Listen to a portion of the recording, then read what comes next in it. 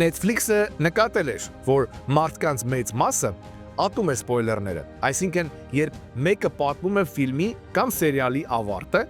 մինչ ձեր դիտելը։ Հատկապես Game of Thrones-ի, La Casa de Papel-ի եւ Stranger Things-ի ժամանակ մարդիկ խուսափում էին սոցիալական ցանցերից, որպեսզի չկարդան սպոյլերներ։ Netflix-ը սա դարձրեց հզոր մարքեթինգային գործիք։ Պատկերացրու գնում ես փողոցով եւ հանկարծ տեսնում ես Netflix-ի գովազդային վահանակ, որտեղ գրված է. աղջիկը վերջում մահանում է, կամ հարսանիքը տեղի չունեցավ, կամ մարդասպանը նրա ամուսինն էր։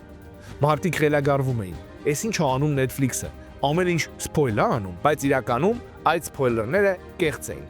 Դրանք չկային որևէ սերիալի մեջ։ Նպատակն էր մարդկանց մեջ առաջացնել հետաքրքրություն, վախ, զարմանք ու արդյունքում ստիպել, որ նրանք բացեն Netflix-ը եւ արագ նայեն, որպեսզի համոզվեն, արդյոք դա ճիշտ է։ Հիմնական ուղերձը պարզ էր.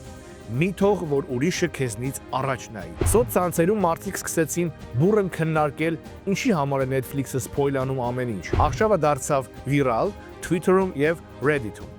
Մի քանի օր անց Netflix-ը բացահայտեց, որ դա fake campaign էր եւ իրականում ոչ մեկի սերիալը սպոյլ չէր եղել։ Այս արշավը հիանալի օրինակ է behavioral marketing-ի։